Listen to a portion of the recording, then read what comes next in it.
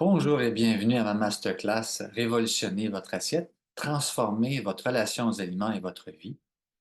Saviez-vous que les problèmes de gaz et ballonnement sont beaucoup plus que ce que vous pensez? C'est au moins le double de ce qui est statistiquement démontré entre 10 et 15% de Nord-Américains qui ont le syndrome du côlon irritable. Alors, mon histoire, j'avais donc une intolérance au fromage, même bébé. Et puis, plus tard, à l'enfance, quand j'étais à l'école, donc j'étais hypoglycémique, j'étais accro au sucre. Ensuite, au secondaire, c'était encore pire. J'étais à ce moment-là plus boulimique. Ensuite, quand je suis parti en appartement, là, vers 18 ans, donc j'ai décidé de devenir végétarien parce que c'était supposément bon pour la santé, sauf que donc, j'avais beaucoup d'eczéma, je me sentais mal, mon énergie était pas bonne, j'étais pitoyable, quoi. Et puis, donc, j'ai découvert que dans le fond, j'étais, oui, toujours intolérant aux produits laitiers, comme bébé, mais aussi que j'avais en plus les problèmes de sucre, ce qu'on savait déjà, mais intolérant au tournesol et au sésame, et puis aussi au soya. Donc, alors à ce moment-là, je ne pouvais vraiment pas manger ces aliments-là que les végétariens mangent tout le temps. Et puis plus tard, donc il y a 3 ans et demi à peu près, j'ai eu un diagnostic de cancer de la lèvre de stade 3. Et puis donc ça a été pour moi donc un changement majeur dans ma vie. J'ai laissé tout ce qui était toxique, autant ma relation que l'environnement où j'étais. Donc en 6 mois, commencer une rémission radicale pour maintenant. Donc, un peu plus de 2 ans et 3 mois plus tard, donc être toujours en rémission. Alors, c'est pour vous illustrer que ben, je connais bien la problématique du stress et de l'alimentation, des intolérances alimentaires, et aussi donc de se prendre en main pour des problèmes de santé qui peuvent aussi être avec un diagnostic assez sérieux. C'est donc pour ça que je me suis vraiment consacré à ce type de problématique-là et que j'offre donc le programme Révolutionner votre assiette, transformer votre relation aux aliments et votre vie, tout simplement parce que je suis passé par là, et puis j'ai vu à quel point ça transforme une vie et libre aussi de tous les symptômes qui provoquent. Alors, merci beaucoup. Et donc, on commence maintenant le webinaire, la masterclass. Bon, alors, donc, là, vous le voyez, tout va bien de nouveau, et on y va. OK. Donc là, je pense que ça va. Non, c'est ça. On va laisser comme ça. Ça va être mieux comme ça.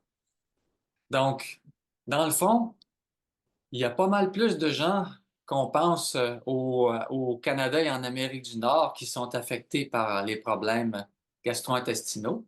Donc, on a jusqu'à 18% de la population canadienne qui sont avec des intolérances et environ 8% d'allergies. Et puis, il y a le 2 tiers de la population mondiale qui sont intolérants aux produits laitiers. Donc, vous n'êtes pas les seuls si vous avez des problèmes avec les produits laitiers et 2% d'allergiques. Et pour la maladie dite cœliaque, donc c'est-à-dire l'intolérance ou l'allergie grave au gluten et aux produits avec blé, donc c'est jusqu'à 13%. Et donc, ils sont intolérants non cœliaques, mais 1% qui sont vraiment gravement atteints par la maladie cœliaque.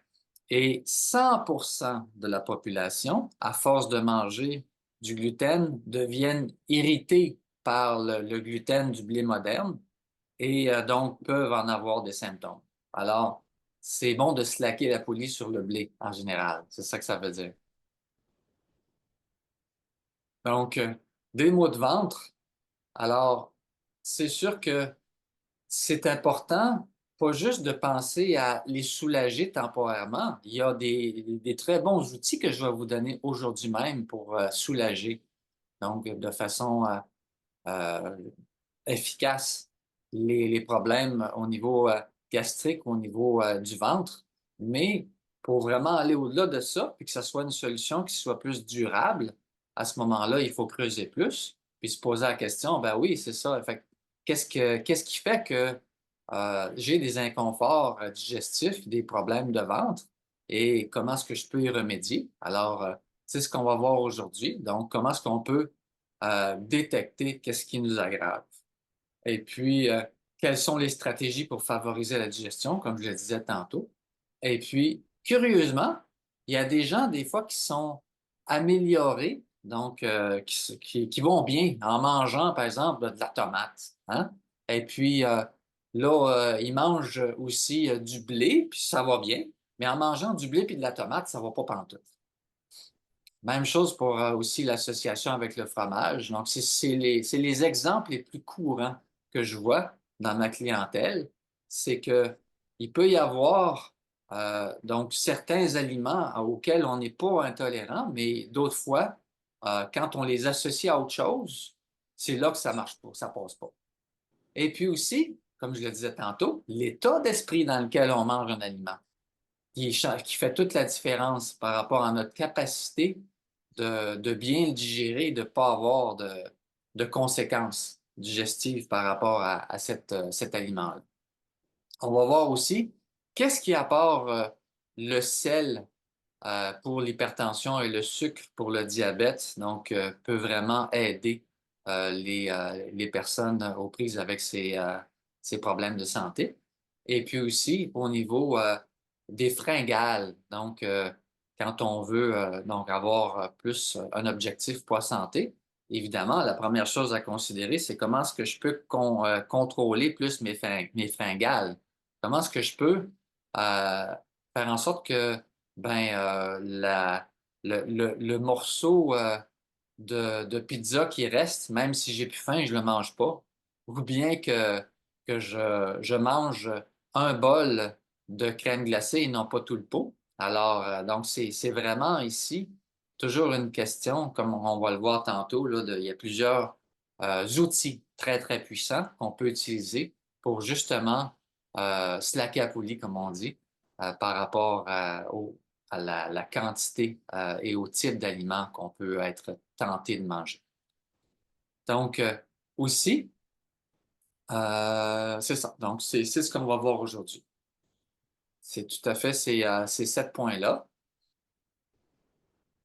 Alors, les 7 causes possibles d'abord des inconforts digestifs. Qu'est-ce qui fait que, dans le fond, on peut justement avoir mal au ventre ou avoir des problèmes de diarrhée ou constipation? Donc, c'est vraiment d'abord et avant tout le fait de manger trop vite. Ça peut paraître banal, mais c'est toujours important de revenir à la base. Puis la base, c'est la vitesse auquel on mange nos aliments, qui est fondamentale. Je vois des hochements de tête. Donc, c'est sûr que c'est ça, c'est une vérité bien vraie, mais que souvent, trop souvent, on oublie. Alors, dans l'approche que je préconise, où on met plus de conscience et de lenteur dans notre repas, à ce moment-là, donc on vient à avoir plus l'occasion de mastiquer, de respirer entre chaque bouchée, de préférence, et puis de même prendre le temps de déposer la fourchette entre chaque bouchée, justement, plutôt que d'enfourner rapidement.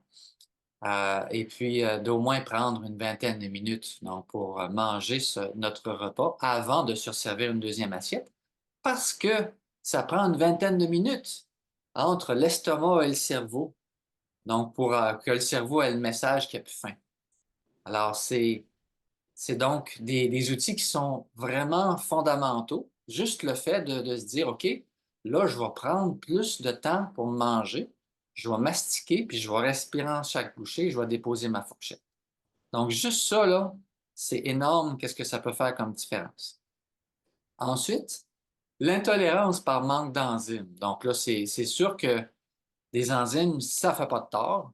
Donc, quand on vient avoir un repas aussi qui est plus costaud, donc avec plus de protéines, donc de prendre plus des enzymes pour digérer ces protéines-là, c'est une bonne idée, évidemment.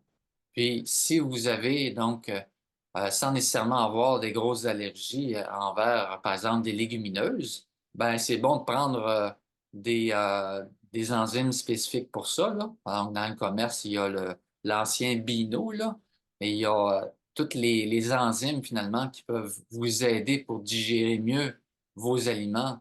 Évidemment, c'est une bonne idée. La ah oui, mes chiffres sont mal placés, désolé. J'ai un petit problème de chiffrier pour faire mes diapos. Alors, 1, 3, 4, 5. Donc, disons 1, 2. Alors, et 3. Intolérance par manque, finalement, par un intestin trop perméable. Donc, probablement que vous avez déjà entendu parler de leaky gut. Alors, l'intestin perméable, donc beaucoup de gens en parlent, comme beaucoup de gens en parlent aussi de dysbiose ou d'intestin avec un microbiote pas en équilibre, là. Alors, ça, c'est pas mal sur toutes les lèvres ces temps-ci. Et c'est super important de comprendre que notre intestin, la paroi de la muqueuse intestinale, si elle est trop perméable et qu'elle laisse passer donc des particules de nourriture non complètement digérées, que ça peut nous faire réagir. OK? Et ça, indépendamment si on a assez d'enzymes ou pas. Donc, si la paroi de notre intestin est trop perméable, donc leaky gut en anglais, alors ça peut entraîner des réactions, donc qui sont dues aux aliments mal digérés, entre autres parce qu'on ne les mange pas assez, mais aussi parce qu'il peut y manquer justement d'acidité au niveau de l'estomac pour les digérer. Et on verra tantôt l'autre élément pour ça. Donc, ça, c'est très important. Et on verra aussi tantôt qu'est-ce qui va aider ces intestins perméables-là, si c'est le cas, à les réparer. Parce que là, pas juste en parler, dire c'est quoi la cause, mais comment est-ce qu'on peut résoudre ça. Donc, ensuite, les allergies vraies, ça veut dire les allergies qui viennent tout de suite après avoir mangé d'un aliment. Alors, c'est vraiment, et qui peuvent mettre la vie en danger de la personne, évidemment. Ça, c'est une cause possible. Mais c'est pas vers là qu'on s'en va la plupart du temps quand on a juste des inconforts digestifs, qui sont pas un danger pour notre santé et même notre vie. Alors, c'est plus des intolérances de type manque d'enzymes et intestins trop perméables. Parce que quand on a des intestins trop perméables, c'est pas une réaction rapide qui va arriver, mais plus jusqu'à 72 heures après, 3 jours. Alors, même si vous faites un journal alimentaire pour détecter qu'est-ce qui en serait la cause, si ça prend 3 jours pour certains aliments pour vous avant que vous ayez une réaction à cet aliment-là, ça sera beaucoup moins facile pour vous de savoir qu'est-ce qui a causé ça. Donc, on va voir tantôt, ça va être quoi la stratégie pour ce type de problème. Les fausses allergies. Les fausses allergies comme celle à l'histamine, au fameux MSG, donc le glutamate monosodique. Alors, il y a certaines personnes, dont ma compagne, qui réagissent assez fortement, donc, presque instantanément. Alors, avec palpitations cardiaques, avec visage rouge et chaleur.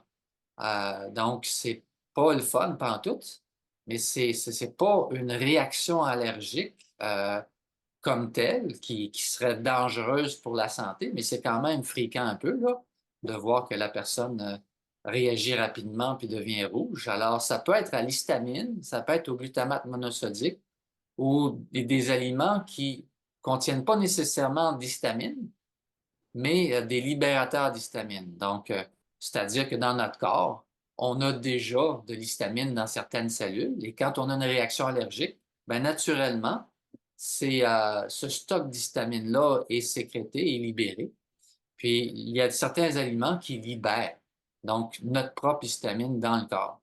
Donc, ce qui fait qu'on a une réaction euh, allergique, donc sans que ce soit vraiment dû, on peut dire, au fait de manquer d'enzymes ou au fait qu'on réagisse aussi à la protéine de l'aliment, comme dans une allergie immédiate, là, l'allergie fatale, l'allergie qui est dangereuse pour la santé et la vie. Donc, l'autre élément, c'est quand on a justement un déséquilibre au niveau de notre microbiote ou bactéries intestinales. Donc, alors ça peut être un SIBO, hein, on entend beaucoup plus de plus en plus parler du SIBO. Vous savez c'est quoi? Vous hochez non ou oui de la tête. Donc, le SIBO, en fait, c'est un surnombre de bactéries dans le petit intestin. Alors, ça veut dire que plutôt que d'être partout, toute croche, donc avec finalement, comme par exemple une infection à candida. Une infection à candida, c'est un champignon qui peut être partout présent. Tandis que pour le SIBO, c'est juste dans le petit intestin qu'il y en a trop et que c'est en déséquilibre. Donc, alors c'est vraiment ça ici. Et ça, c'est une cause évidemment qui est fort possible d'un inconfort digestif. Là. Donc, et ces petites bêtes-là, ils sont nourris beaucoup par le sucre. Donc, autant le candida, le SIBO, le SIFO, c'est nourri par le sucre et tout ce qui s'appelle pain, pâte, patate, pâtisserie. Donc, on peut avoir donc des symptômes après avoir mangé n'importe quel type de sucre. Alors, ça, c'est dans cette catégorie-là. Et enfin, donc, on a les intoxications alimentaires, là, classiques, là, du genre, on mange du poulet qui est resté trop longtemps sur la table de pique-nique au soleil, et puis on a une infection à salmonellose, ou bien au bœuf pas frais avec E. coli. Alors, c'est les 7 causes possibles des inconforts digestifs qui sont plus ou moins graves. On s'entend, là, il y en a là-dedans que on veut pas, hein? Comme quand on s'en va en voyage, n'est-ce pas, Catherine?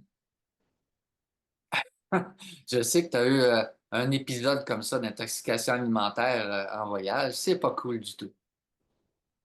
Alors, donc, ensuite, ici, on peut voir, dans le fond, la paroi de la muqueuse intestinale. Donc là, je fais bouger mon curseur, là. Je ne sais pas si vous le voyez, là.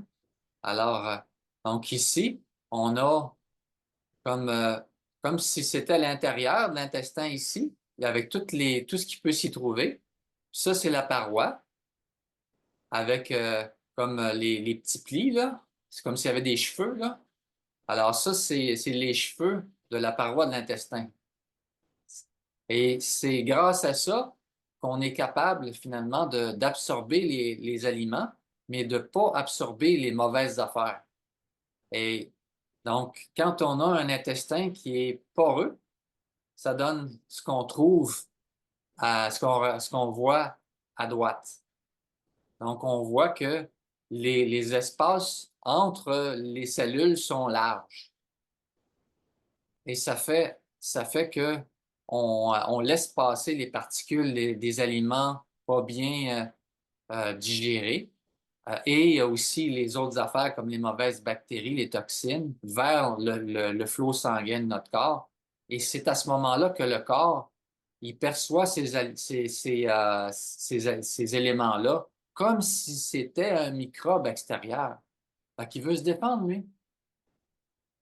Fait que c'est comme ça que donc, on vient à développer une réaction après avoir mangé d'un aliment mal digéré quand on a un intestin poreux. Vous suivez? C'est Mhm. bon? OK. Ouais. Donc, alors, il y a 8 stratégies maintenant qui vont nous permettre justement de mieux digérer, évidemment en fonction de ce qu'on a vu tantôt. Donc, si on respirait pas, puis si on mangeait trop vite, évidemment, c'est la respiration d'abord. Comme on dit, respire par le nez. Alors, parce que la pire affaire qu'on puisse faire, c'est de manger debout, en train de faire autre chose, et puis en bloquant sa respiration, puis manger vite. Fait que ça, c'est le scénario qui est probablement le pire. Parce que, justement, on n'est pas conscient de ce qu'on met dans notre bouche. On prend pas le temps de respirer entre chaque bouchée et on n'est pas conscient souvent parce qu'on fait autre chose en même temps. Donc, on regarde l'écran d'un ordinateur, de notre cellulaire ou de la télé. On lit un livre ou on travaille, donc pendant qu'on mange. Alors, c'est vraiment, je recommande toujours au monde qui viennent pour, qui me consultent pour un problème digestif, de s'asseoir et de prendre des bonnes respirations avant de manger pour ensuite commencer justement le repas. Et après ça, donc, le fait d'avoir ventilé ses émotions, s'il y avait des émotions fortes, à ce moment-là, ça va être beaucoup plus facile pour le corps de digérer les aliments sans être crispé. Hein, parce que tout ce qui s'appelle émotion négative, ça fait ça de même à l'intérieur. Hein? L'estomac, le foie, tous les autres organes autour, le pancréas, donc qui sont impliqués dans la digestion, ils vont être contractés et ils vont être stressés autant que vous l'êtes. Alors, donc, d'où l'importance justement de prendre le temps de respirer et de manger plus lentement et mastiquer chaque bouchée avant de commencer une autre bouchée et d'attendre 20 minutes, donc avant de se servir une autre assiette pour s'assurer que le cerveau a reçu le message comme de quoi vous avez vraiment faim encore ou au contraire, vous avez plus faim pantoute. Donc, alors les enzymes, on en a parlé tantôt, évidemment, la bonne enzyme appropriée en fonction de votre besoin. Alors, moi et ma conjointe, souvent, donc, on prend des enzymes pour digérer, par exemple, les produits laitiers et le gluten, toujours avec nous dans notre bagage quand on va manger à l'extérieur. Quand on va manger, dans un party, au restaurant, chez des amis, parce que, évidemment, il y a toujours un risque qu'il y en ait, nous qui en prenons pas parce que ça nous aggrave. Alors, donc, on met les chances de notre bord, mettons, en prenant des enzymes pour nous aider justement à digérer qu'est-ce qu'on, qu'est-ce qui pourrait se trouver même à l'état de trace en petite quantité dans notre bouffe. Alors, ce que j'adore personnellement, c'est les plantes amères. Parce que les plantes amères, ils font plein de choses en même temps. Ils font que ça prépare au niveau de votre salivation. Donc, quand vous mangez une plante amère, comme pissenlit, chicorée, tu sais, des salades, là, hein, des salades en entrée, là, les salades amères, là, c'est génial pour ça. Bon, je sais qu'il y en a qui sont sceptiques, je vois le visage. Donc, c'est ça l'intérêt de la caméra avec le zoom. Mais ça fait vraiment la différence parce que ça crée cette salivation-là. Et dans la salive, il y a déjà une enzyme qui est là. L'enzyme qui digère les amidons. Donc, si vous salivez pas, vous n'avez pas cette enzyme-là qui est aussi active.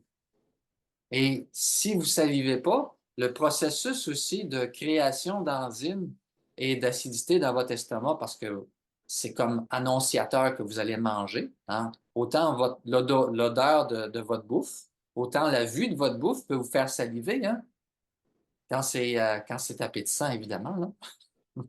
Donc, alors, la salive est tellement importante et les plantes amères favorisent cette salivation-là. Les plantes, elles sont aussi digestives, donc justement parce qu'elles permettent donc d'activer la capacité enzymatique, donc le feu digestif de votre estomac. Hein, c'est comme quand vous mettez des bûches dans un foyer, mais si votre feu est très faible, puis que vous mettez des bûches, des grosses bûches mouillées, qu'est-ce qui va se passer? Vous allez l'éteindre. Ben, c'est pareil pour l'estomac. Si on donne des grosses protéines et puis que vous n'avez pas préparé votre feu pour qu'il soit plus intense avec justement des plantes amères au départ, donc des salades, à ce moment-là, il va avoir moins de capacité digestive à digérer ça, donc ces grosses bûches-là, à brûler ça. Et puis, les plantes amères participent à ça, aident à augmenter le feu digestif. Écolagogue, ça veut dire qu'il évacue la bile au niveau de la vésicule biliaire. Donc, ça veut dire que la bile est super importante pour digérer les gras. Donc, c'est ça aussi. C'est comme, c'est vraiment génial. Donc, ça se trouve aussi en supplément. Donc, ça peut être en gouttes, ça peut être donc aussi même en poudre. Mais c'est sûr que le mieux, c'est de le mettre dans sa salade, tant qu'à y être, avec chicorée, radicchio, endive ou pissenlit. Donc, il y en a beaucoup. Nous, on aime beaucoup aussi la roquette à la maison. Donc, la réglisse maintenant. La réglisse, donc ça aussi, c'est vraiment, là, on a toujours ça avec nous. On traîne toujours ça avec nous parce que quand on vient avoir un petit brûlement d'estomac parce que la bouffe était un peu trop épicée, plus que ce qu'on pensait lorsqu'on va manger ailleurs, puis que ça commence à nous brûler, ou que, dans le fond, il y avait quelque chose là-dedans qui fait qu'on digère mal puis qu'on a plus d'acide. Alors, la réglisse, ça va tamponner ça. Mais ça ne va pas l'empêcher, notre estomac, de faire sa job. Contrairement aux antiacides pharmaceutiques ou qu'on peut trouver. Donc, ça va empêcher notre digestion, mais la réglisse, non seulement ne va pas l'empêcher, mais va aider l'estomac à mieux faire sa job. Et de 5 façons. Encore une fois, c'est magique. Donc, juste la réglisse. Mais pour les personnes qui seraient hypertendues, très, très important, de toujours la prendre sous une forme DGL. Donc, son petit nom, c'est la glycyrrhizine. Donc, une réglisse déglycérynisée. Ça, c'est un bon exercice d'addiction. Donc, DGL pour les intimes, pour finalement qu'il n'y ait pas de risque de faire monter la tension. Parce que la réglisse fait ça aussi. Donc, pour des gens comme moi qui sont hypotendus, on a une pression artérielle basse, on peut prendre n'importe quelle réglisse, c'est pas grave. Mais pour des gens qui font de l'hypertension, faites attention, c'est toujours DGL pour justement pas faire monter la tension artérielle et favoriser donc la digestion. Donc, ça stimule la formation de mucine. Tu sais ce que je vous ai montré tantôt ici, là? Je vais revenir. La petite couche là qu'on voit, c'est marqué mucus du côté où les jonctions sont serrées pour la muqueuse. C'est de la mucine. Et partout sur la couche muqueuse, on a besoin de cette protection-là qui fait que les bonnes bactéries, notre microbiote, adhèrent là-dessus. OK? Fait que si on en manque, puis on a des problèmes digestifs, ben la réglisse va en plus vous aider pour ça. Alors, c'est ça. C'est une plante géniale que j'adore. Et puis, elle protège la muqueuse de l'estomac des irritations. Elle vient soulager les douleurs abdominales, les sensations de brûlure. Mais comme je vous dis, sans empêcher la digestion. Parce que l'estomac, pour sécréter les enzymes pour digérer les protéines, il y a besoin d'être acide. Si vous empêchez l'acidité de l'estomac, vous empêchez aussi la capacité de votre corps à digérer bien comme il faut vos protéines. C'est plate, mais c'est ça. Les protéines sont essentielles pour réparer tous les tissus du corps, pas juste les muscles. C'est tous les tissus. Le système immunitaire, la peau, le système sanguin. Nommez-les, les protéines sont toujours impliquées. Alors, les sels biliaires maintenant. Les sels biliaires, c'est, comme je le disais tantôt, pour aider à digérer les gras. Donc, quand on a assez de bile au niveau de notre production par le foie et stocké dans notre vésicule biliaire, ça va digérer plus facilement nos gras. Et ceux qui ont eu une opération pour enlever la vésicule biliaire, levez la main, ceux qui l'ont eu. Qui ont eu une opération pour enlever la vésicule biliaire? Alors, donc, ceux qui ont plus leur vésicule biliaire, ben, ils n'ont plus autant de stockage de cette bile-là et donc ils ont toujours plus de difficultés à digérer les gras. Et c'est normal. Alors, il y a une main levée par Katou. Oui, Katou. Oui, je m'excuse. Petite question par rapport justement au brûlement d'estomac. pour les produits pharmaceutiques qu'on peut trouver, comme, mettons, Pepcid, si, mettons, moi, je prends ça, ça va vraiment comme minimiser ma digestion? Ouais, c'est que quand on prend des antiacides, Ouais. ça empêche l'acidité et donc ça empêche la capacité de l'estomac à sécréter les enzymes qui ont besoin de cette acidité. Hmm. Donc oui, OK. Fait que, mettons, prendre ça à long terme, c'est pas bon, là. non, et surtout pas celles qui sont prescrites par les médecins, c'est-à-dire les inhibiteurs de pompe à protons. Donc, quand on lit sur les fiches des médicaments que les compagnies pharmaceutiques sont obligées d'émettre, c'est maximum 3 mois. Il y en a qui sont là-dessus pendant des années. Oui, le Pentoloc, ça?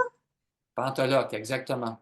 Et OK. ça abîme la muqueuse intestinale. Le mucus, là, ici, là, bye bye.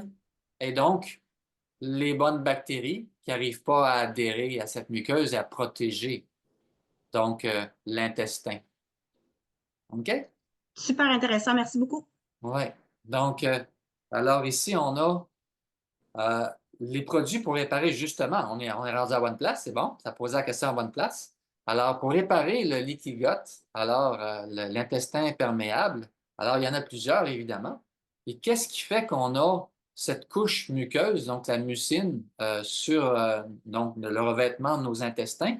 C'est de prendre des bons oméga 3, c'est de prendre des bons gras. C'est parce que les gras, ça ne fait pas nécessairement engraisser. Les gras, quand ils sont des bons gras, ça va aider à la production d'un paquet d'affaires, dont nos hormones. Nos hormones sexuelles ont besoin de cholestérol. Nos hormones sexuelles ont besoin justement qu'on prenne des bons gras.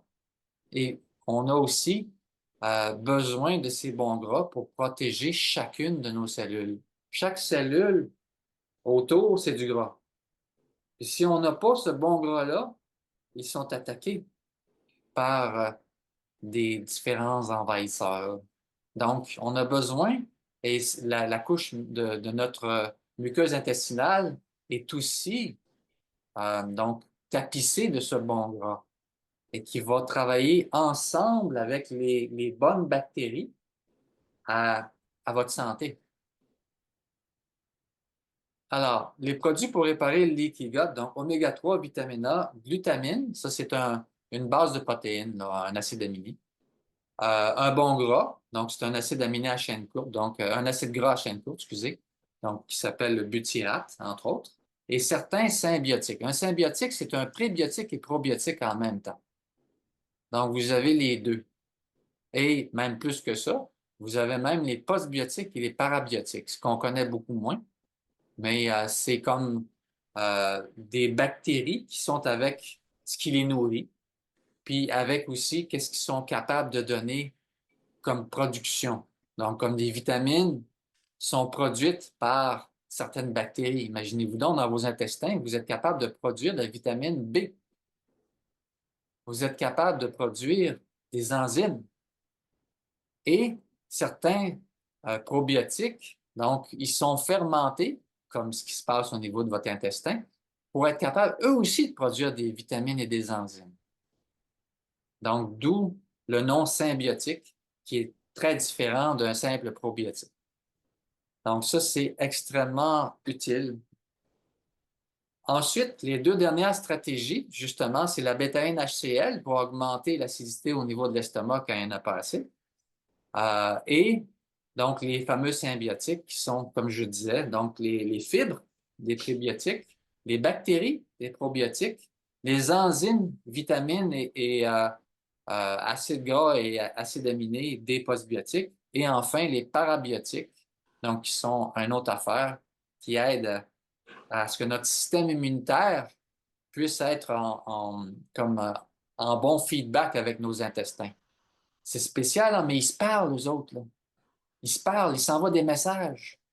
Puis ces messages-là, c'est justement grâce cette santé-là des symbiotiques. Ils sont capables d'envoyer les bons messages pour dire au corps, hey, fais telle affaire, comme produit plus de neurotransmetteurs pour que je sois plus youp la vie. Et puis, même chose pour le système immunitaire, produit plus de, de bonnes cellules immunitaires pour te défendre. Alors, ça va pour ça? Oui, Il y en a du stock, hein? oui. Donc, je vais vous envoyer, comme je vous dis, des documents PDF là, que vous allez pouvoir donc lire à tête reposée. Mais là, c'est comme un tableau, là. Je vous donne juste un tableau général. Essayez pas de tout retenir, c'est juste un tableau général. 4 manières de détecter les réactions alimentaires. Donc, il y a 4 façons, dans le fond, qu'on peut faire ça. C'est par des tests d'hypersensibilité alimentaire, des tests de laboratoire, là. Certains tests que les médecins font, comme par exemple l'acuité réaction en frottant sur la peau, donc un réactif, là. Ça, peut-être qu'il y en a qui l'ont déjà fait. C'est pas ça. C'est pas non plus des réactions, des tests sanguins pour voir si vous êtes allergique de façon immédiate, donc les allergies vraies qu'on disait tantôt. C'est plutôt qu'on pique le bout du doigt, qu'on se pique soi-même le bout du doigt et qu'on met ça sur un papier buvard pour envoyer ça au laboratoire et que ces gouttes de sang-là puissent être mis en contact avec des aliments. Et il voit si si vous réagissez à certains aliments comme ça en laboratoire. Et puis ça, c'est ce qu'on peut tester justement pour les fameuses réactions jusqu'à 72 heures qui sont retardées, que je disais tantôt. Tu sais, je disais ça tantôt, là. Ah, les aliments peuvent prendre jusqu'à 72 heures avant de réagir. Ben, ce type de test-là peuvent détecter ça. Donc, quand le tableau est trop complexe, qu'on ne peut pas voir ça autrement, ben, on y va avec un test, euh, donc qui est plus de laboratoire pour les allergies retardées, les intolérances retardées. Donc, alors c'est la seule chose, c'est que il faut que la personne ne soit pas en train de faire une infection parce que le test pourrait être faussé. Et il ne faut pas non plus qu'elle omette de manger d'un aliment qu'elle veut tester avec son test. Parce que si elle ne mange pas, admettons, je ne sais pas moi, du blé, puis qu'elle veut savoir si elle réagit au blé, ben si elle ne mange pas de blé depuis des années, ben le test ne pourra pas réagir parce qu'il n'y en aura pas au niveau du sang, de son sang. Comprenez? Mhm. Alors, donc là, ça, c'est comme important. La deuxième façon de détecter, donc, pourquoi on réagit, donc, c'est par retrait-provocation alimentaire. C'est-à-dire que quand on retire un aliment et sa famille, comme par exemple le lait et les produits laitiers, pendant une période de temps X, comme 21 ou 35 jours, ce qui est la plupart du temps le minimum, donc, on peut après ça juste observer la différence. Est-ce que je me sens mieux dans mon bedon? Est-ce que je digère mieux? Est-ce que, dans le fond, j'ai moins de symptômes en général, même au niveau d'un brouillard mental? Ça peut être même psychique. C'est pas nécessairement juste au niveau du système digestif, là. Ça peut être aussi dans nos humeurs, comme je vous disais tantôt, parce que les intestins et le cerveau, c'est comme ça. Alors, donc, on vient après ça, au bout du 21 ou 35 jours, à réintroduire. En médecine, il appelle ça un test de provocation. Moi, je préfère réintroduire parce que je ne veux pas provoquer quelqu'un, je veux juste lui demander à ce qu'il reprenne ce qu'il mangeait avant, là. Puis juste, encore une fois, observer. Comment tu te sens? Est-ce que pendant 3 semaines à 5 semaines, tu n'avais plus pantoute de mucus, par exemple, dans la gorge, dans le nez? Puis là, tu commences à prendre des produits laitiers. Puis, donc, là, tu constates que tu es complètement bouché du nez, puis que tu as toujours de quoi dans la gorge. Alors, c'est pour voir la différence vraiment dans notre corps, comment est-ce qu'on réagit par rapport à un aliment. Alors, ça, c'est la deuxième façon. La troisième façon, c'est de faire un journal alimentaire. Donc, c'est vraiment de noter tout ce qu'on mange et puis de voir, après avoir mangé ce repas-là, avant le repas suivant, est-ce qu'il y a eu des réactions assez rapides qui font que, ben oui, il y a peut-être un aliment qui ne me fait pas. Alors, ça, c'est le journal alimentaire classique. qui doit être fait au moins sur 3 jours consécutifs sans oublier d'aliments pour évidemment que ça soit fiable, là. Il faut voir si à chaque fois que je prends, par exemple, telle affaire, il m'arrive le même symptôme. Si vous comprenez l'idée, c'est comme une façon donc de détecter peut-être qu'un aliment ne nous convient pas, mais dans ce cas-ci, faudrait qu'on réagisse assez rapidement avant le prochain repas pour voir une différence. La quatrième façon, c'est le test en kiné, donc les tests musculaires. Il y en a-tu qui connaissent ça? Donc, les tests en kiné, dans le fond, c'est qu'on vient en présence de la personne, donc à tester un de ses muscles pour voir si elle est capable donc de résister, c'est-à-dire si son muscle est toujours fort par rapport à la prise d'un aliment ou le fait d'avoir même un supplément sur soi, si cet aliment ou ce supplément-là est bon pour elle ou pas bon. Puis si cet aliment-là est pas bon pour elle, ben le muscle va être faible. Donc, c'est-à-dire, si par exemple, moi, je viens le tester avec mon index, ben ça va juste faire une banane. Donc, ça va pousser vers le bas parce que je suis pas capable de résister.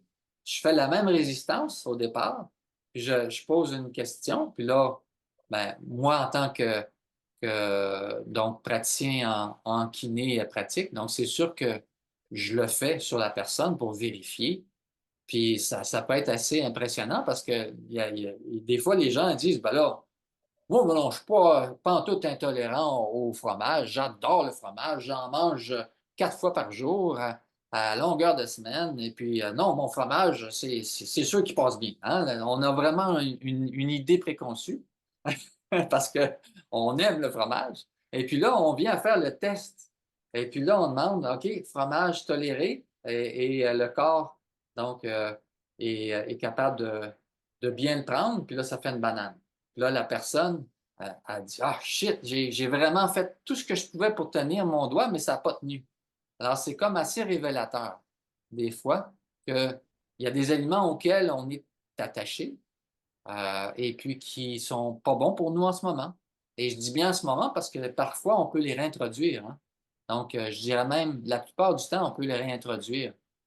Une fois que le corps a réussi à reprendre du poil de la bête, et puis du poil de la bête, parce que là, je vois que Catou caressait son chat encore, ça m'a inspiré.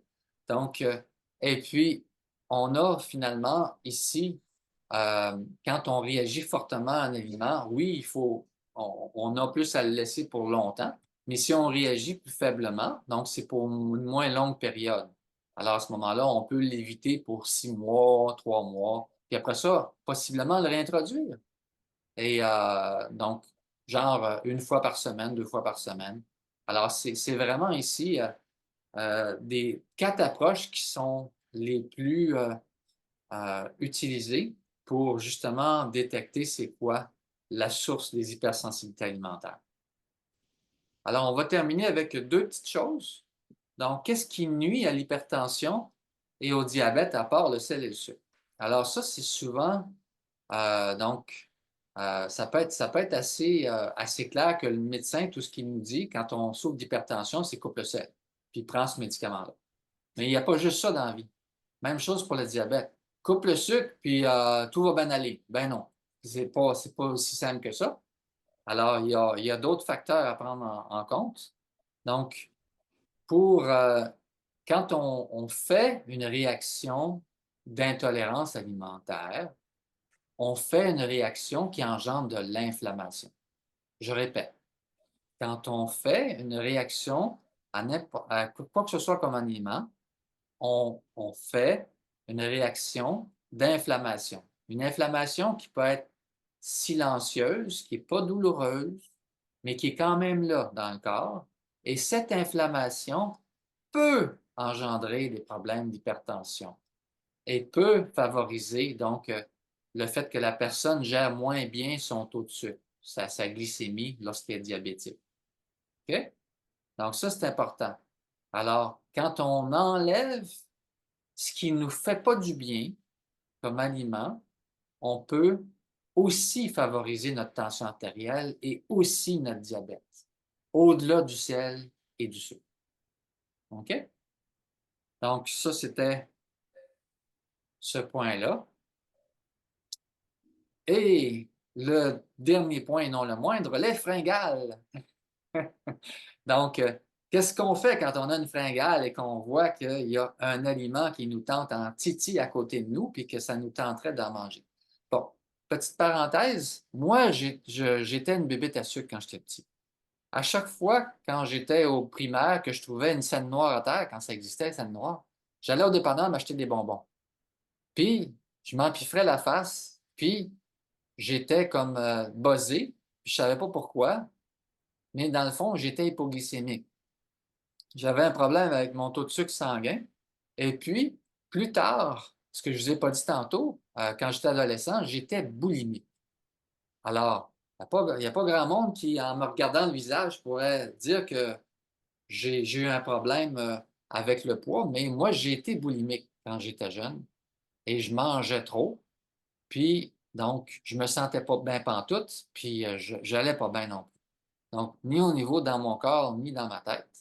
Alors, j'ai fait une démarche, évidemment, pour ça, pour m'en sortir, mais c'est vraiment quelque chose que je comprends, que je connais. Alors, comment calmer ces fringales? D'abord, encore une fois, en respirant par le nez, comme on dit, et puis une respiration par le ventre pour ventiler ses émotions. On appelle ça une respiration en carré. Donc, ça pourrait être, par exemple, 4 secondes d'inspire, 4 secondes on retient, 4 secondes on expire et 4 secondes on retient encore à l'expiration à vide. Ça, c'est une respiration qu'on appelle en carré pour vraiment aider à rentrer dans notre corps puis ventiler toutes les émotions qu'on peut vivre à ce moment-là. Boire de l'eau, très important parce que souvent, on est déshydraté puis on pense qu'on a faim, mais on a soif. Ça, c'est weird. Mais ça arrive souvent qu'il y a des gens qui pensent qu'ils ont faim, mais dans le fond, ils ont soif. Fait que boire de l'eau, c'est un petit truc qui peut être bien utile justement pour éviter d'aller vers les fringales, donc de manger quand finalement, c'est pas la faim, c'est la soif. L'autre, c'est éviter l'hypoglycémie, c'est-à-dire de s'assurer de manger à heure fixe et manger des choses qui vous soutiennent vraiment. Donc, des protéines, des fibres et des bons gras. Donc, les choses qui vous soutiennent vraiment vont faire en sorte que vous n'allez pas avoir de rage dessus. Tout simplement parce que votre glycémie, votre taux de sucre va être stable. Alors, ça, c'est hyper important. Et puis, l'autre chose que je fais faire aussi, c'est un exercice de cohérence sensorielle. Une cohérence sensorielle, donc, avant de manger. Alors, je vais vous le faire faire là, direct là. Vous êtes prêts et prêtes? Donc, souvenez-vous d'un moment extrêmement agréable que vous avez vraiment vécu. Un moment où vous avez senti plein d'amour, de joie, de gratitude, d'empathie. Un moment pas du tout associé à quelque chose de désagréable. Genre, vous embrassez votre chum, puis après ça, il vous a laissé. Non, pas cet événement-là. Allez chercher juste un événement qui est juste agréable, avec une émotion élevante, où vous vous sentez plein d'amour.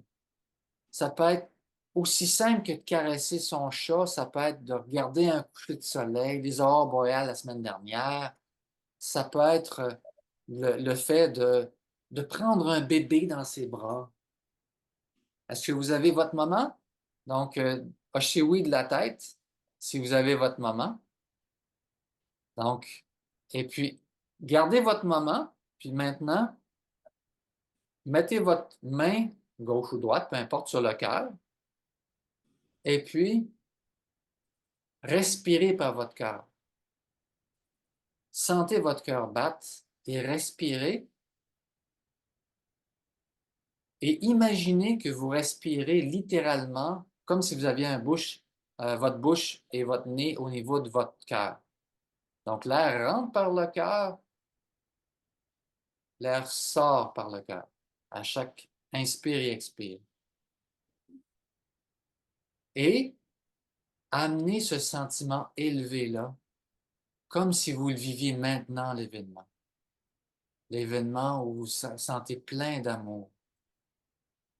Et à chaque inspire, il y a plus d'amour qui rentre dans votre cœur et toutes vos cellules après. Et à chaque expire, il y a plus d'amour qui sont partagés à tous ceux à qui vous voulez le partager. Aussi bien humains, animaux que plantes, que minéraux. Alors, à ceux à qui vous voulez le partager. Et faites ça pendant un petit 3 à 5 minutes avant chaque repas. Ça va transformer votre repas. Parce que vous allez être dans votre cœur, vous allez être dans le présent, vous allez être dans votre capacité à respirer de façon libre et dans le sentiment élevé. Et ce sentiment élevé-là, il chasse toutes les émotions négatives. Si c'est assez puissant comme ancrage, vous allez plus être dans la souffrance, vous allez plus être dans la colère, la tristesse, la peur, l'anxiété. Parce que l'émotion de joie, de gratitude, d'amour va être plus puissant que toutes les autres. Ça, c'est juste cet outil-là, là, ça vaut la masterclass au complet. Donc, ça, c'est quelque chose aussi depuis les 35 dernières années comme méditant que j'ai développé en faisant la synergie entre plusieurs approches. Alors, vous pouvez revenir maintenant à la conférence, au masterclass. Ensuite, donc, être conscient de tout ce qu'on met dans notre bouche. Pas d'autres occupations, comme je le disais tantôt. Télé, ordi, cellulaire, livre. Assis, juste faire ça, manger. Prendre 20 minutes avant de prendre une autre assiette pour justement s'assurer que vous n'allez pas manger plus que nécessaire parce que votre estomac envoie en 20 minutes et en 15 et 20 minutes, donc, le message à votre cerveau que vous n'avez plus faim, vous avez toujours faim, comme je disais tantôt. Qu'est-ce qui aide comme produit maintenant? Les fibres.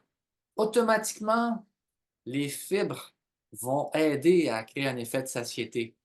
Mais on ne prend jamais ça en même temps qu'un médicament, parce que ça va ralentir l'effet d'un médicament. Très important. 3 heures à peu près d'intervalle.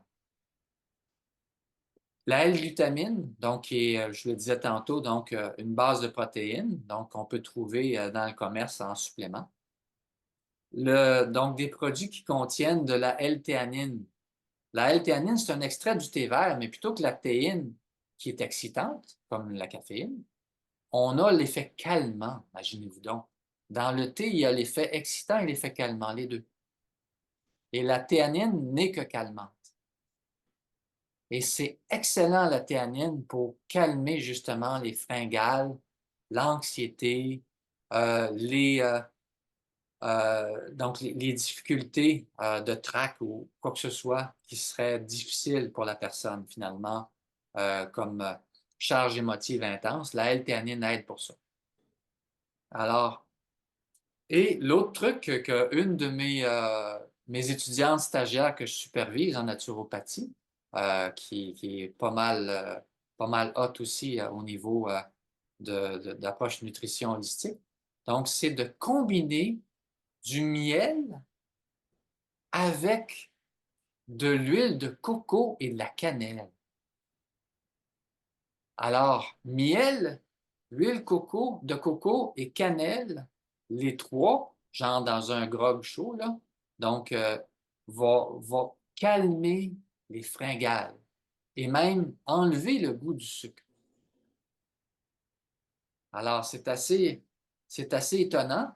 Donc, à prime abord, prendre du miel pour calmer une fringale de sucre, c'est peut-être contre-productif.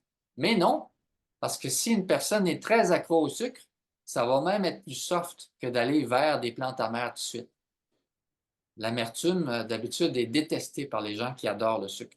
Et pas pour rien, parce que c'est l'antidote du sucre. Donc, vous pouvez commencer plus soft avec ce grog-là, avec miel, huile de coco et cannelle.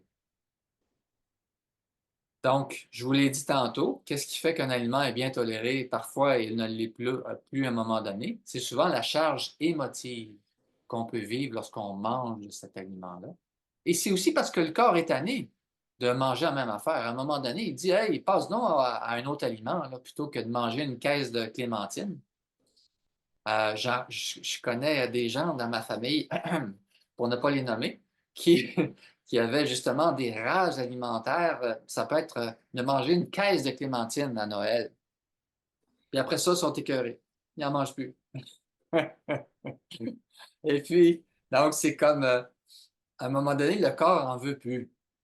Et puis, quand il en veut plus, ben, il dit, ben là, je développe une intolérance. Ça peut être une des façons pour le corps de dire, ben là, arrête de m'en donner parce que je vais t'envoyer des messages clairs, comme mal au ventre, ou gaz, ou quoi que ce soit, que c'est trop ce que tu me donnes. Alors, en résumé, juste trois choses à retenir. Il existe plusieurs causes aux inconforts digestifs, dont les intolérances alimentaires. Elles peuvent être soulagées temporairement par plusieurs stratégies, et il existe des façons de les détecter, de calmer durablement les réactions. Donc, le programme que j'appelle Révolutionner votre assiette, transformer votre relation aux aliments et votre vie. Alors, c'est ce que je vous propose.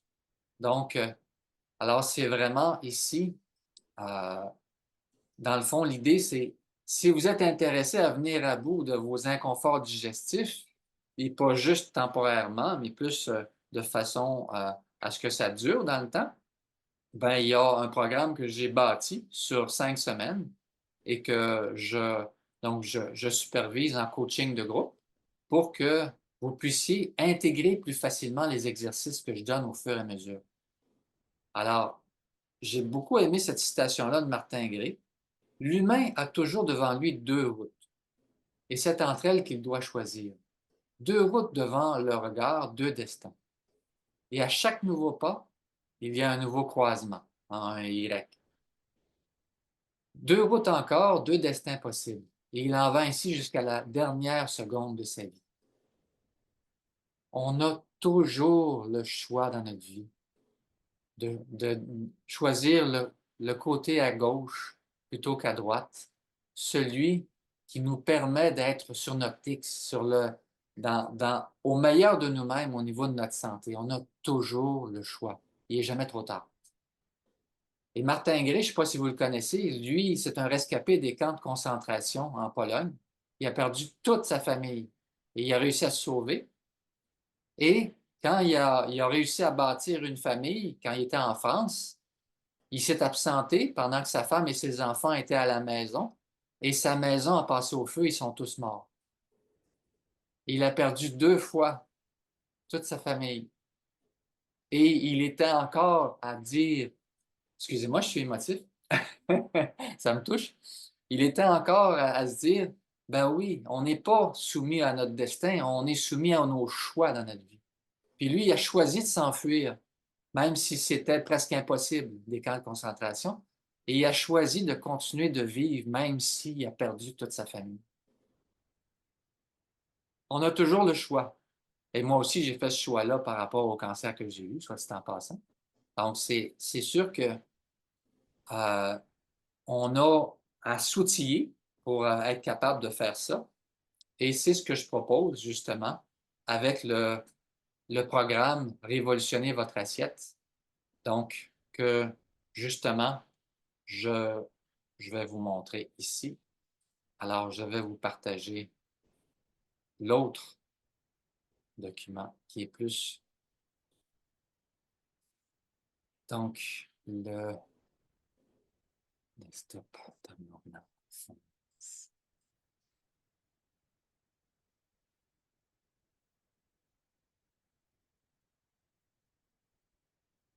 Est-ce que vous le voyez? Oui. Attendez, qu'est-ce que vous voyez à votre écran? Je vais juste Composition. m'assurer que vous voyez la bonne chose. Donc, ma J'enlève proposition. ça. J'enlève Je pense- ça. je- Est-ce que vous on voyez voit, ça ici? on voit une feuille blanche, c'est écrit en noir sur un fond blanc. Je Ah, pense OK. que Ah, c'est, ouais. OK. Donc, c'est pas ça. Je vais arrêter le partage et je vais le repartir. Donc, comme ça ici. Et puis, donc, partager. Alors, à ce moment-là, c'est plus ça ici. Attendez. Desktop. Là, est-ce que vous le voyez? C'est Là, bon. Oui, oui. c'est plus une page web avec une, euh, une noire avec fond rose, c'est ça? Vous voyez C'est ça? bon, c'est la bonne chose. Oui, oui, Ah, c'est OK. bon. Alors, donc, c'est du 20 mai au 21 juin. Donc, c'est environ 35 jours, 5 semaines, où finalement, je vais accompagner, donc, je vais accompagner un groupe en coaching pour leurs défis personnels. Et ils vont pouvoir choisir une chose. Donc, ils vont vouloir se défaire, comme, par exemple, comme je disais tantôt, lait et produits laitiers. Et pendant 5 semaines, ils vont pas prendre ça. OK? Et puis, on va, pendant les 5 semaines, à ce moment-là, avoir à chaque semaine une vidéo des instructions à faire. Puis, 4 à 7 jours plus tard, une vidéo live où on va faire ensemble les exercices. OK? Et puis, il va y avoir donc deux volets. Le volet où, oui, on enlève un aliment qui pourrait être problématique pour nous, mais aussi le volet où on met plus de ces éléments positifs qui transforment notre rapport aux aliments. Et c'est ce que j'ai appelé les 7 facteurs de transformation saine. Alors, on va voir ça. Donc, semaine 2, lenteur et relaxation. Semaine 3, conscience et plaisir. Semaine 4, joie et bienveillance. Semaine 5, donc, ça va être plus sur la gratitude et la qualité de nos aliments et la conclusion, évidemment, pour tout ce qu'on a pu, en résumé, apprendre comme apprentissage. J'aime bien utiliser ce mot-là. Alors, développer la sagesse à travers le fait d'être plus conscient dans nos choix alimentaires et dans notre façon de manger. Alors, ça, c'est le programme que j'offre sur 5 semaines. Donc, vous êtes invité donc à participer à ce programme-là. Je donne donc une garantie de satisfaction pour ce programme-là. Alors, si après une semaine, vous n'êtes pas entièrement satisfait, donc je vous rembourse, ce n'est pas un problème. Alors ici, donc, on a les deux offres que j'ai. Le coaching de groupe seul sur 5 semaines ou le coaching de groupe et le coaching individuel sur 5 semaines et que, dans le fond, il y a tous ces éléments-là qui sont offerts, donc les vidéos qui sont pour les instructions, les lives chaque semaine, donc ça fait 10 en tout. Il y a donc les documents PDF, donc les documents que vous allez pouvoir lire. Et puis, il va y avoir aussi un coaching d'environ 1 heure d'une invitée spéciale qui est là d'ailleurs, Martine Sylvestre. Donc, tu peux juste faire un coucou. Et puis, donc, à ce moment-là, pendant ce temps-là, on va pouvoir apprendre l'EFT. Je ne sais pas s'il y en a qui connaissent ça, mais c'est donc les tappings pour pouvoir diminuer avec une phase de nettoyage, donc une charge émotive en lien avec, dans ce cas-ci, évidemment, notre rapport aux aliments. Alors, et je vous l'offre donc pour 149 $. Donc, c'est 5 semaines de coaching. Donc, et il y a un tarif, on peut dire, lève-tôt d'ici au 15 mai, dans 2 jours. Sinon, après, donc, je le fais au prix régulier à 199. Et ça, c'est pour une valeur de 559. Donc, ça, c'est le coaching de groupe et le coaching qui est plus donc individuel et de groupe. Donc, c'est ce qu'on peut voir sur l'autre partie. Je ne sais pas si vous êtes capable de le lire. Donc, il faudrait peut-être rapetisser votre fenêtre tout simplement avec les invités pour ne pas voir les faces. Mais c'est ça, c'est vraiment ici tout le même contenu, en plus donc du coaching spécial d'1 heure sur l'EFT pour le tapping et la phase de nettoyage, plus 5 consultations individuelles, dont une d'1 heure et 4 de 30 minutes. Et le tout au tarif de 449 $, donc toujours avant le 15 mai. Et la valeur de ça, donc habituellement, c'est 499 $, le prix régulier. Euh, donc, et ça, c'est le prix régulier, mais la valeur comme telle du package, c'est 999 $ parce qu'il y a vraiment beaucoup de stock, surtout avec, évidemment, le coaching individuel. Donc, c'est mon offre. Alors, donc si vous avez des questions, si vous avez donc quoi que ce soit comme commentaire, vous pouvez m'écrire, mais sur mon site web, donc vous avez toute l'information comme vous voyez, donc sur la page Révolutionner votre assiette. Alors que vous allez trouver dans événements ici. Révolutionner votre assiette, donc le deuxième en bas ici. Alors, donc, si vous avez des questions pour clore d'ici aux prochaines 10 minutes, donc je vais prendre des questions pour ce que je vous ai présenté aujourd'hui. Vous pouvez ouvrir vos micros, évidemment. Alors, on a une main de levée par Edith. Vas-y, Edith. Alors, tu as parlé des produits laitiers, mais est-ce que le ghee, le beurre clarifié, le ghee, est-ce que c'est aussi problématique ou ça se digère mieux?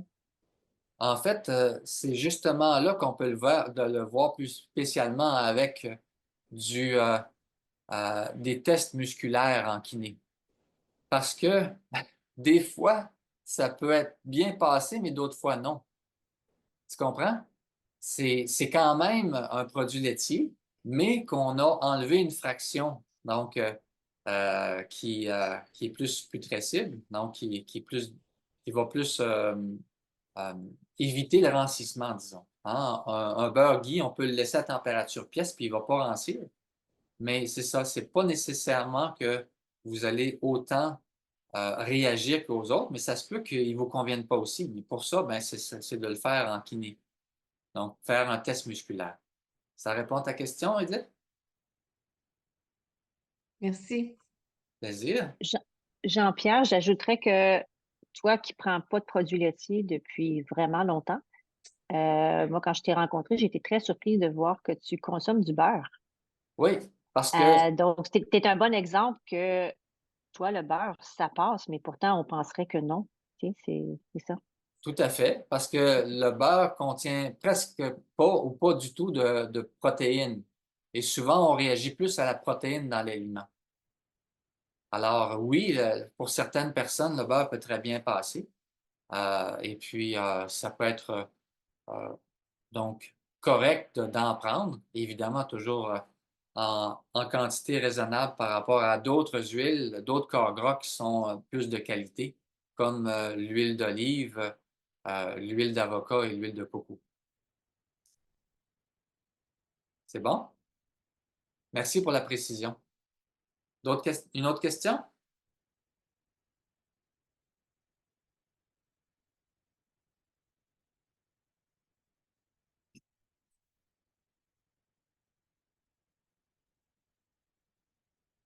Non. Donc, on va clore là-dessus s'il n'y a pas d'autres questions. Et puis, je regarde quand même aussi dans discussion pour voir s'il y en a qui m'en ont pas écrit. Hein, parce que des Pour, fois, il y en a qui sont gênés de le dire, puis ils l'écrivent. Alors, je regarde dans le chat, le fil de clavardage. J'imagine que tu vas envoyer par courriel aussi le lien pour ceux qui voudraient regarder plus en détail le programme et même l'enregistrement. Il y a quelqu'un qui a dû partir avant la fin. Est-ce que c'était prévu comme ça? Tout à fait, oui. Donc, c'est une bonne chose à mentionner, oui. Donc, je vais envoyer le lien pour donc mon offre de révolutionner votre assiette les 5 semaines. Et je vais aussi envoyer l'enregistrement de cette présentation, puisque justement, j'ai pu avoir la présence d'esprit de peser sur le bouton enregistrer. Donc, oui, mais merci encore de la remarque, c'est tout à fait ça. C'est ce que je vais faire. Une dernière question avant qu'on se quitte?